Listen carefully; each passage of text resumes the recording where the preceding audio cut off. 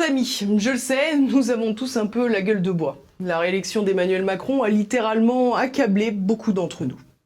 C'est vrai, il faut l'avouer. Cette fois encore, le système, le rouleau compresseur des médias dominants ont été plus forts.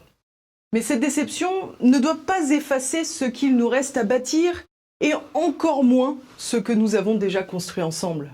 Malgré les coups de nos adversaires, vous êtes de plus en plus nombreux à suivre TV Liberté. Et quel meilleur exemple que ce nouveau cap franchi sur YouTube. Alors même que la plateforme américaine nous censurait encore sans sommation, nous avons franchi le seuil des 500 000 abonnés. C'est un succès que TV Liberté tient de sa longévité, mais surtout de la confiance que vous avez pu placer en nous, grâce à une information honnête, une information sans caricature ni conflit d'intérêts. Car TV Liberté, vous le savez, n'a pas de publicité, pas de subvention et pas non plus d'oligarques ni russes ni nomades pour se financer. Non, TV Liberté n'a que vous et c'est déjà beaucoup. Alors c'est vrai, nous vous sollicitons régulièrement pour garantir cette indépendance.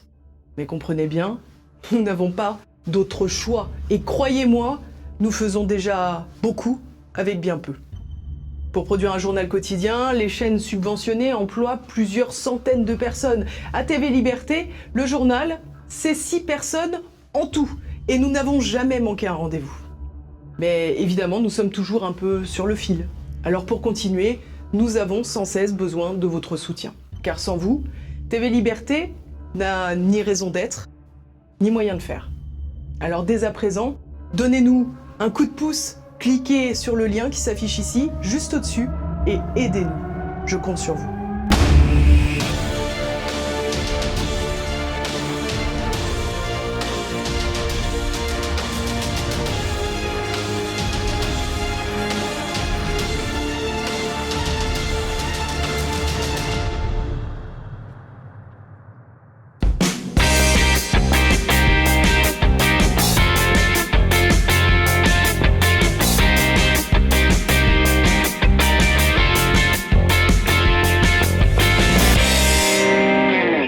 Bonjour à tous et bienvenue dans ce nouveau numéro de cette année-là, le 25, 26, je ne sais plus, j'ai plus le numéro.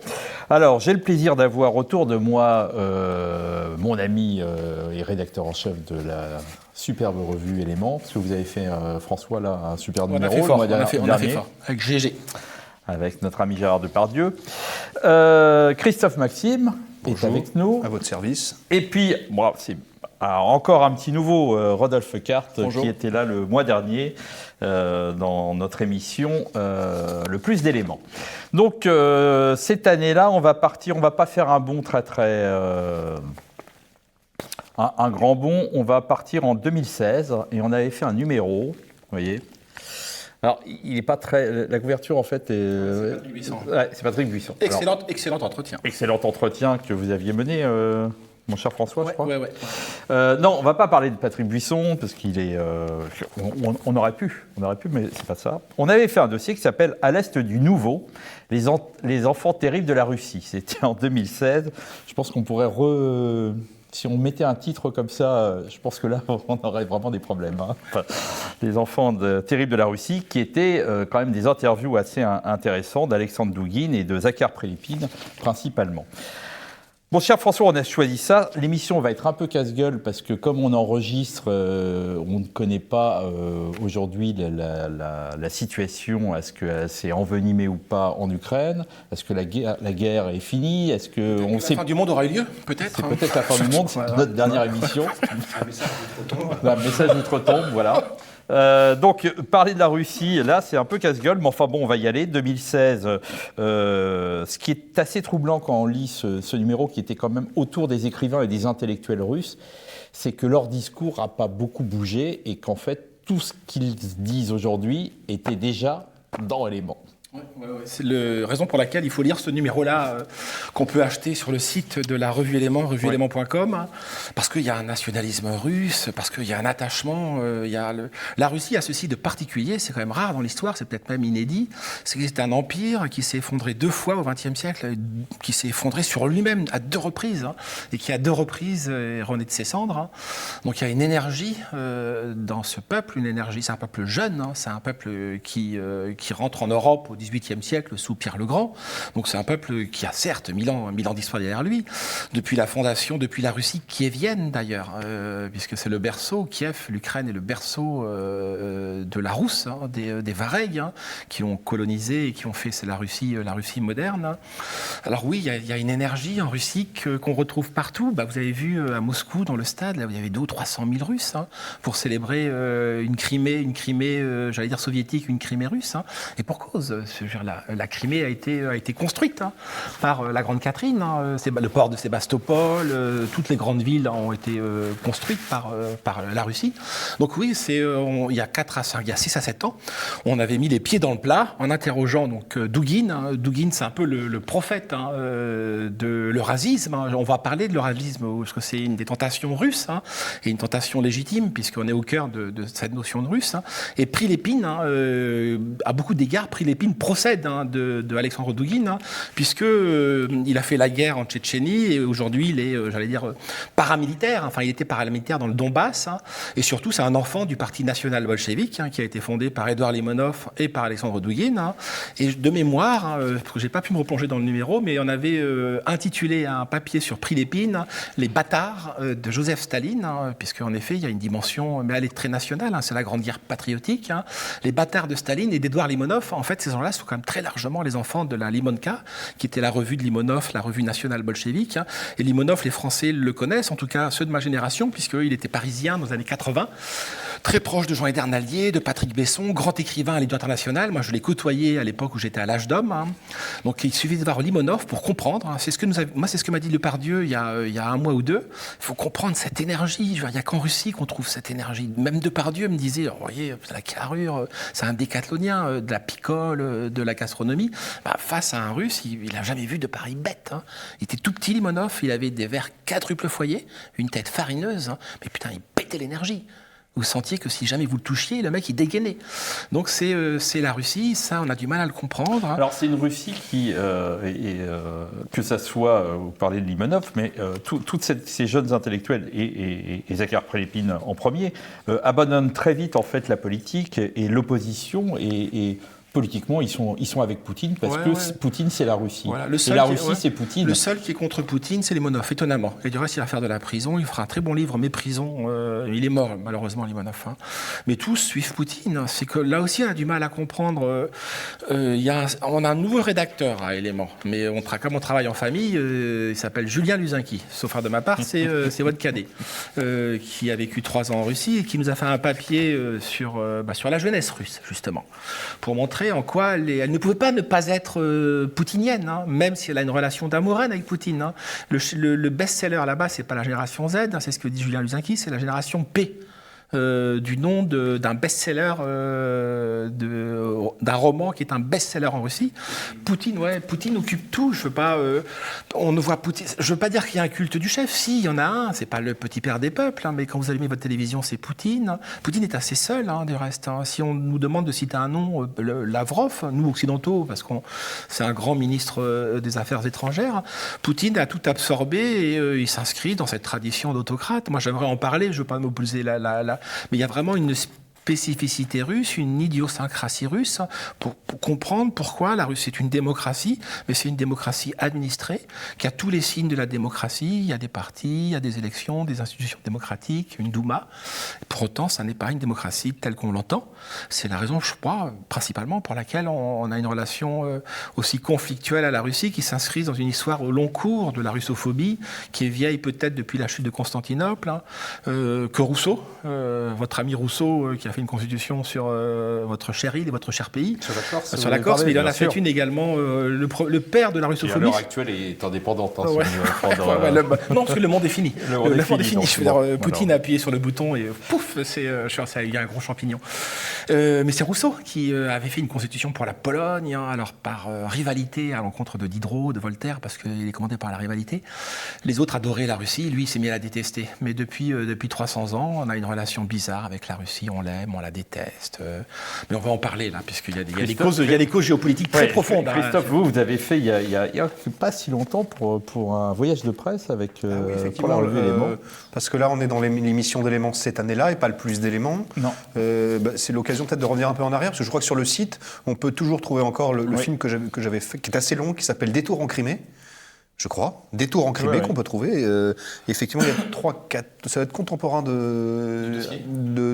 ouais, peut-être c'est un peu après ou un peu avant. Un peu après, oui. Et effectivement, j'avais eu, alors sans trop de parti pris, même si j'étais avec des gens qui étaient un peu partisans entre guillemets. Effectivement, j'avais fait un voyage de Moscou à la Crimée, et c'était l'anniversaire de cette espèce d'autodétermination parce qu'il y avait eu un vote. Alors évidemment, comme il y a que des Russes là-bas, ils ont voté plutôt pour le rattachement, comme ils disent, à la Fédération de Russie. Et bien, effectivement, on était notamment en compagnie de Thierry Marinier, député européen. Marion Maréchal. Absolument pas. Moi, je ne l'avais pas vu, mais effectivement, elle s'était rendue avec d'autres gens de son parti, je crois. Non, moi, j'avais été avec Marinier et des députés, ex ou actuels députés, plutôt effectivement de sensibilité souverainiste. J'avais fait un voyage superbe. Vraiment, j'invite tout le monde à aller voir, même pour des raisons culturelles. C'est magnifique comme endroit, hein, la Crimée, Yalta, etc. Et donc à Yalta précisément, il y avait eu des grandes fêtes populaires, avec des fresques incroyables d'ailleurs, un peu avec Poutine en G.I. Joe ou en des choses comme ça. Et c'est très beau, c'est extrêmement émouvant. Donc c'est à redécouvrir tout ça. Et effectivement, il y a une ambiance qu'on peut difficilement comprendre, puisqu'il y a un mélange de nostalgie, de patriotisme. C'est un pays qui a à la fois beaucoup de regrets.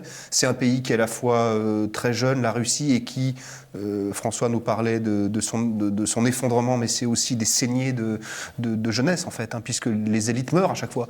La Première Guerre mondiale et la Grande Guerre patriotique qu'ils appellent, c'est des saignées de l'aristocratie, et alors qu'on retrouve, puisqu'il y a un conflit armé, donc certains Russes, on a plusieurs échos en ce moment de Russes en France ou autres. Je crois que sur les terrains qu'on connaît mal entre l'Ukraine et la Russie, il y a un certain nombre de morts de soldats russes, et notamment beaucoup de membres d'étage-major. Il y a aussi une élite russe. Là, à l'heure actuelle, on parle quasiment presque de 10 000 morts. Hein. C'est le côté occidental. Je connais pas les chiffres. Ça nous paraît monstrueux. Chez eux, ils font la guerre un peu comme ça.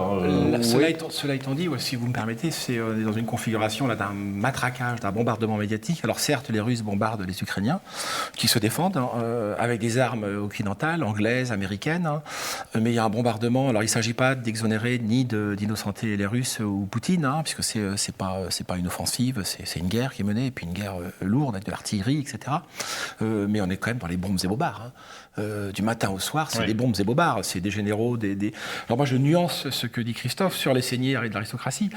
La Grande Guerre patriotique, c'est tout l'arrière-pays qui a été poussé en avant par Staline. Et la saignée patriotique, elle est surtout en Pologne. C'est Katyn, où toute l'élite polonaise est tuée par Staline. Les Russes ne le reconnaissent que très tardivement, après la chute du mur de Berlin et après l'effondrement de l'Empire soviétique. Mais je crois qu'il est inquiet. Rodolphe. J'aimerais revenir aussi sur la notion de traumatisme que vous avez évoquée pour le peuple russe. Je pense qu'il faut aussi évoquer celle des années 90 avec la fameuse thérapie de choc, avec la libéralisation, l'autodissolution du pacte de Prague. Et véritablement, cette vente à la découpe qu'a subie la Russie, où le pouvoir, les instruments financiers se sont retrouvés entre la main d'une poignée de personnes. C'est là où les oligarques. Exactement, où apparaissent les oligarques, où, chose invraisemblable dans le monde occidental, l'espérance de vie a baissé pour la première fois pour une population. Et aussi, c'est des notions qu'on a un peu perdues, mais cette notion de sacré, ou par exemple d'importance de la femme, c'est aussi l'émergence des réseaux mafieux et de prostitution des femmes de l'Est aussi. C'est des choses que le peuple... La femme à $1. Exactement, c'est des choses qui ont traumatisé profondément le peuple russe. Et avec leur caractère qu'ils n'ont jamais oublié, en fait. C'est un peu déjà en 2016, quand Zakhar Prelipine dit « Je n'éprouve aucune tendresse particulière pour toute la récente bourgeoisie russe, mensongère, mesquine et cosmopolite. Je n'aimais rien de tout cela dans les années 90 et ça n'a pas changé. » Et effectivement, comme dit Rodolphe, ces années 90, pour eux, c'est un véritable cauchemar. C'est une sorte de presque d'une vengeance. De toute façon, les mémères russes, les mamouchkas, c'était des queues interminables dans des magasins vides, avec un rouble qui s'est effondré. Pour autant, disant cela, même si ma russophilie, qui n'est pas une poutinophilie. Ma russophilie me fait regarder les Russes avec des yeux beaucoup moins critiques que ceux des médias centraux occidentaux. On parle de traumatisme, c'est les traumatismes qui ont fait l'Ukraine. Alors certes, l'Ukraine est un pays malheureux, c'est un pays qui est coincé entre l'Allemagne et la Pologne aussi à beaucoup d'égards, et la Russie. La Russie a toujours surveillé. En Russie, il y a une dimension géopolitique qui est centrale, ce qu'on appelle un impérialisme défensif. C'est que le voisin lointain, les Russes s'en foutent. Les gens qui nous expliquaient pendant 50 ans qu'ils ont expliqué que l'armée rouge allait débarquer sur les Champs-Élysées, ça ne peut pas traverser l'imaginaire russe, parce que le voisin lointain, les Russes s'en foutent. En revanche, le voisin proche, quel qu'il soit, dans le Caucase, en Asie centrale, et là en l'occurrence en Pologne et en Ukraine, il faut le contrôler, d'autant que l'Ukraine, il y a des droits légitimes historiques que les Russes peuvent faire prévaloir. Mais cela étant dit, l'Ukraine, moi j'ai toujours en tête les chefs-d'œuvre de Grossman, de Vassili Grossman, sur les famines organisées, les 2 grandes familles des années 30, où il y avait des cas d'anthropophagie. Alors on ne sait pas si c'est un choix délibéré de Staline, peut-être, peut-être pas. Les Ukrainiens vous disent que c'est un choix délibéré de Staline. C'est un génocide en affamant les gens. Et les autres vous expliquent que c'est parce que le plan quinquennal avait imposé des objectifs de production qui étaient inatteignables, et que les kolkhozes en Ukraine disaient oui, vous nous demandez 10 tonnes de blé, on en fait 15. En fait, en réalité, il y en avait 2 ou 3. Donc on ne sait pas si c'est vraiment organisé ou pas, s'il y a une intentionnalité criminelle, mais c'est ça qui fait l'Ukraine. Et je crains que parce qu'on ne pensait pas, peu d'observateurs pensaient qu'il y avait un problème ukrainien, puisque c'est le voisin proche. Les Russes ne peuvent pas tolérer, c'est pas possible, que l'OTAN, en tout cas en Pologne, il y ait des antimissiles en Pologne, c'est pas possible, que l'Ukraine intègre l'OTAN. Poutine tape là-dessus, mais on ne pensait pas qu'il irait aussi loin, aussi fort, mais c'est après les famines organisées. Il est évident que la guerre en Ukraine est en train de constituer un embryon de sentiment national ukrainien. Et ça, c'est Poutine qui est en train de le créer. Je ne suis pas sûr qu'il pensait, quand il a lancé son offensive, qu'il s'enliserait autant. Exactement, je pense que c'est une des erreurs de Poutine, c'est qu'il n'a pas pris en compte toute cette partie plutôt occidentale de l'Ukraine, qui, elle, avait commencé à se tourner complètement vers l'Europe. Et comme vous le dites exactement, aujourd'hui, le mouvement national, qui était déjà en marche sous Maïdan, et qui n'était pas cette caricature de fascisme comme on nous l'a vendu, mais qui était pas non plus cette volonté absolue d'une démocratie libérale à l'européenne. Bon, il a été repris parce que, faut le dire, l'Ukraine est un pays corrompu par la mafia aussi, ça, faut le dire exactement. Mais néanmoins, on retrouve tous les marqueurs d'une constitution nationale, d'un esprit national, avec la désignation de l'ennemi, selon les théories de Carl Schmitt. Et les martyrs. Avec le martyr, exactement. La martyrologie, là. Et puis le retour à un espèce d'âge d'or, comme vous l'avez très bien dit au début de notre entretien, et aussi avec l'apparition de figures. Alors on a redépouillé des figures nationales, et par exemple Zelensky, qui par le fait du hasard et d'être là aujourd'hui pendant l'événement, se trouve transcendé par une aura qu'on n'aurait peut-être pas soupçonné pour un personnage de cet acabit, on va dire. Non. Si je me permets, moi sur Zelensky, c'est fascinant. J'avais fait dans Éléments, alors je me cite, pardonnez, mais sur un papier dans un numéro il y a 2-3 mois sur l'oclocratie, la manière dont la démocratie, l'oclos, c'est le pouvoir de la foule, cratie, pouvoir, l'oclos, la foule, comment ça dégénère, et on finit par élire des bouffons ou des démagogues. Et Zelensky, la scène, on l'a tous vu sur Internet, où il joue pas du piano à queue, mais enfin c'est tout comme, c'est pas un piano à queue certes, mais il fait semblant de jouer avec son sexe, sa verge, l'hymne ukrainien. C'est un bouffon qui a été élu, c'est un bouffon corrompu. Plus il en fait, plus ça marche. Avec son truc kaki, là, c'est bouffon, il fait de la retape dans la terre entière, et plus il en fait, plus... Et moi, il me fait penser, Poutine, c'est un mélange de Gengis Khan, de Staline, tout ce qu'on voudra, de Hitler. C'est à la fois Adolphe et Hitler et Joseph Staline. C'est les deux. Mais c'est surtout l'empereur Palpatine, je trouve. C'est vraiment l'empire du mal, la Russie. Et l'autre, c'est Skywalker. Il va sauver la galaxie. Sauf en Israël, étonnamment. Oui, on peut dire qu'il y a, effectivement, il faut garder un peu son sang-froid, parce que c'est aussi l'anniversaire, en ce moment même, au printemps, des bombardements de Belgrade. Alors, il ne faut pas calquer non plus cette grille de lecture. Il y a quand même il y a un récit qui se met en place, il y a un scénario occidentaliste qui se met en place, où effectivement, de manière grossière, il y a un peu les méchants, et il y a des choses assez grossières. Après, moi, ce que je veux dire, c'est qu'il y a, dans la psychologie russe, je crois qu'il y a une inquiétude russe. Il y a une inquiétude russe chez les Russes qu'on peut rencontrer en France. Déjà, l'armée russe, beaucoup de Russes pensent que c'est une armée en carton, en fait. C'est une armée en carton, c'est pas forcément la deuxième puissance mondiale, et que Poutine a peut-être été naïf. Il y a une grande inquiétude. Ce qui est marquant chez les Russes, c'est que la grande guerre patriotique, ils ne l'ont pas déclenchée. C'est une réponse. Et ce qui est très frappant pour eux, c'est que Poutine a peut-être été imprudent de déclencher l'offensive et qu'il endosse le mauvais rôle. Et peut-être avec des éléments stratégiques qui sont un peu naïfs et ratés. Et qu'il s'est engouffré dans un piège que lui a tendu des forces qui sont un mélange d'OTAN, des Américains. Et juste pour finir, alors, je pense qu'effectivement pour les Russes, il est inacceptable que l'Ukraine ne soit plus une zone tampon, mais qu'effectivement il y a des bases militaires américaines. Mais on oublie aussi que par ailleurs, les pays baltes sont dans l'OTAN, donc les frontières. Donc, si vous permettez, c'est que notre discours est inaudible en dehors d'éléments et c'est des questions très complexes. De TV Liberté et de quelques autres médias un peu libres. Mais non, moi je ne crois pas à la Russie depuis. Il y a plusieurs âges russes. C'est quand que la Russie commence? Peut-être que c'est avec les Romanov, mais les Romanov font ce que Poutine fait. Pierre le Grand fait ça. Pierre le Grand. Le drame, si on peut parler ainsi, la Russie c'est un empire. Sa définition elle n'est pas ethnique. Il y a les Tatars, il y a les Mongols, il y a les pas religieuses, il y a des musulmans. Je crois que c'est 20 millions de musulmans. Ouais, c'est considérable. On en parle beaucoup, c'est une parenthèse en disant que, je ne sais plus comment il s'appelle, le patron de la Tchétchénie, le président, Kadyrov, merci. Mais il y en a en face des musulmans. C'est comme pour la question du fascisme, on s'en fout. Je veux dire, ça me rappelle, moi, à l'époque de Milosevic, je travaillais avec des Serbes. On disait les Serbo-bolcheviques. Ils n'avaient rien de bolchevique, c'était autre chose. Ils sont nationalistes, c'est différent. Mais la Russie, depuis 3 siècles, ça hantise.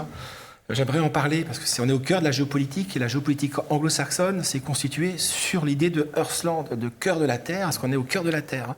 Les théoriciens anglo-saxons, d'abord britanniques et ensuite américains, qui sont parlés de Carl Schmitt, qui sont les grandes puissances maritimes, se heurtent au cœur de la Terre. Le cœur de la Terre, c'est un grand bloc, l'Eurasie. Et le milieu de ce cœur, c'est ce qui faisait dire à quelqu'un que l'empire du milieu, ce n'était pas la Chine. L'empire du milieu, c'est la Russie. Et qui tient l'empire du milieu, tient le monde. Et que fait l'Amérique ? Comme l'Angleterre au préalable. L'Angleterre, si l'Empire ottoman, qui est l'empire malade, est sous respiratoire par les Anglais, c'est pour bloquer les Russes.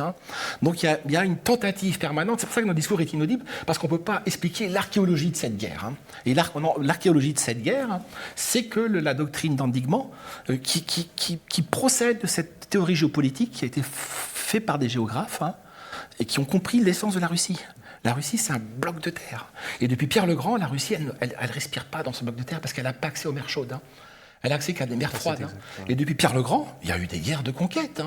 Tout le XVIIIe siècle, la Russie a été multipliée par, je ne sais pas par combien. De Pierre le Grand à la Grande Catherine, on a d'abord gagné la Baltique, où on crée Pétersbourg, parce qu'on va voir, lui, son rêve, c'était les mers chaudes. Et la Grande Catherine, ça va être les mers chaudes. La Russie n'a pas de ressources maritimes. Donc c'est un bloc au centre de l'importance de la Crimée et d'Odessa. Voilà, Et c'est pas pour rien qu'ils ont été aidés, la Syrie, parce que la Syrie, et c'était Alexandre Douguin qui m'avait dit ça il y a bien longtemps, il m'a dit la Syrie, c'est la Russie. Ouais. C'est là où la Russie est en Méditerranée, c'est en Syrie. C'est tout alors, je laisse la parole à Rodolphe, mais c'est toute la théorie des géopoliticiens américains. Le dernier, c'est Brzezinski, mais il fait que s'inscrire dans, je crois que c'est Mackinder, le premier. Mackinder, le premier qui était un Anglais, et après c'est Truman s'en empare pour fait cette doctrine de l'endiguement, donc on encercle la Russie, et Brzezinski, conseiller de Carter, le dit, c'est un réaliste en politique, donc c'est des mecs intéressants, parce que c'est comme un disciple de Kissinger.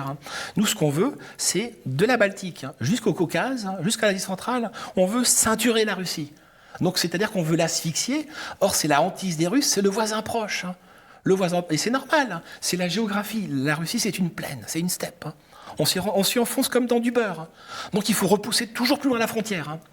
Dès lors qu'on n'a pas compris ça, on ne peut pas comprendre la guerre. C'est pour ça que notre discours est inaudible. Parce qu'on n'est que dans l'émotion aujourd'hui. C'est les salauds russes qui bombardent les gentils ukrainiens. Mais non, mais Poutine, dès ses discours de 91, parlait très bien de cet axe de Lisbonne jusqu'à Vladivostok. Et comme vous l'avez très bien rappelé, c'est toute la doctrine de la thalassocratie anglo-américaine, depuis Mahan, Mackinder, Spackman, cette théorie, comme vous avez très bien dit, du croissant intérieur qui vient faire cet endiguement de l'Empire russe. Mais ce qu'il faut bien comprendre, c'est que la Russie était prête à s'allier, entre guillemets, et à faire ce fameux axe Paris-Moscou-Berlin, à condition que l'Europe soit indépendante. l'OTAN n'avait plus aucune raison d'être sur le continent européen à la sortie à l'effondrement du bloc de l'URSS. Il y a eu l'autodissolution du pacte de Prague en 91, mais malheureusement, et en plus, dès ses discours, dès 91, Poutine l'affirmait déjà, il conspuait la politique des nationalités mise en place par les bolcheviks et par Lénine, où on avait instauré pour lui des frontières qui étaient à ses yeux, qui étaient inexistantes en réalité avec la Biélorussie et l'Ukraine. Et la chose sur laquelle il faudrait aussi insister, je pense, c'est vraiment le traumatisme du Kosovo, vous l'avez très bien expliqué. Les Russes étaient passés dans une dimension où l'OTAN pouvait apparaître comme une force défensive et seulement protectrice. Or, l'OTAN a bombardé Belgrade. Ce qu'on ne se souvient jamais aussi, c'est qu'au moment des bombardements, l'ambassade de Chine avait été pulvérisée aussi. Déjà, c'était une chose assez intéressante. Et la Russie, d'être dans ce cas d'impuissance où elle ne pouvait pas entre guillemets, aller au secours de la Serbie, qui est pour elle son allié fraternel. La Serbie, au passage, qui est un allié aussi fraternel de la France. Mais c'est un autre sujet. Oui, ça, on l'a complètement oublié. Avec le grand monument aux morts à Belgrade De Franchet d'Espéré. J'aime la France. Oui, puis il y avait Aimons la France comme elle nous et a de aimés. Franchet d'Espéré, effectivement. Franchet d'Espéré qui a sa statue, parce que c'était les Dardanelles. Exactement. Et pour en revenir aux accords de Minsk, en 2015, il y avait une analyse qui était assez intéressante d'Angela Merkel qui disait que Poutine réagissait comme un Westphalien du 19e siècle. C'était assez joliment trouvé parce que c'était exactement ça. Et en fait, nous avons brisé cet ordre westphalien par nos interventions justement à Belgrade, où on le fait à l'encontre de la Charte des Nations Unies sans prévenir les Russes. Il n'y a pas de mandat. C'est une ignominie. Absolument. Et il y a cette anecdote assez parlante, c'est que le jour de la Pâque russe, de la Pâque orthodoxe russe, il y avait des images de soldats américains qui marquaient au stylo « Joyeuse Pâques » sur des missiles qui allaient s'écraser 2 heures plus tard sur Belgrade. C'est des choses que les Russes n'ont jamais oubliées. Ça. Si vous permettez, nous, quand on fait la guerre en Irak ou en Syrie, parce qu'on a voulu la faire en Syrie, quand on l'a fait en Serbie, quand on bombarde également le Kosovo, c'est toujours humanitaire. Et quand Poutine fait la guerre, là, pour le coup, c'est pas humanitaire, c'est diabolique. Alors, c'est une guerre proche, nous, c'est des guerres lointaines. Sur le Kosovo, ça a été crapuleux, vraiment crapuleux. Ouais. C'est Kouchner. On tombe sur la même bande à chaque fois. Les néo-philosophes qui se sont trompés sur tout, jusqu'à la Libye, en Syrie, en Irak, en Yougoslavie. Ce Kouchner, dégueulasse Kouchner, qui soutient le patron de l'UCK, où il y avait du trafic d'organes. Même Carla Del Ponte, la patronne du TPI, l'a reconnu. C'est surréaliste. Tout ça, c'est pas pour légitimer Poutine ou sa guerre, etc. Mais regardons c'est ce que Depardieu nous disait il y a 2 mois. Regardons quand même ce que nous avons fait. C'est ce qui fait que dans tous les stades de Serbie, à chaque match de foot, on chante un chant russe en l'honneur des soldats. Ce qui fait que la Russie n'est pas si isolée que ça à travers le monde. En Europe, franchement, il y a une diaspora serbe depuis l'occupation ottomane. Il y a une grosse diaspora serbe. Il y a un chef-d'œuvre de Czernianski sur la migration, ça s'appelle. C'est la migration des Serbes, des Slaves du Sud. C'est ce que sont les Yougoslaves, c'est-à-dire les Slaves du Nord. Pression ottomane. Puis je veux dire, il n'y a que l'Europe. Le monde entier soutient la Russie. Il n'y a que l'Europe qui a un problème avec les Russes.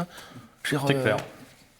Donc voilà, on a terminé. Vous pouvez retrouver ce numéro, franchement, qui était formidable. Alexandre Douguine, Zakhar Prelépine, des entretiens incroyables à relire. C'est sur le site de la revue Éléments et c'est pas cher. Je vais faire un peu la vérité si j'y mens. Voilà. On se retrouve, nous, dans 2 mois, et puis le mois prochain avec peut-être Olivier François, le retour d'Olivier François, on ne sait pas. Il est revenu. Il est revenu, vous pensez ? Bon. Bonjour chez vous.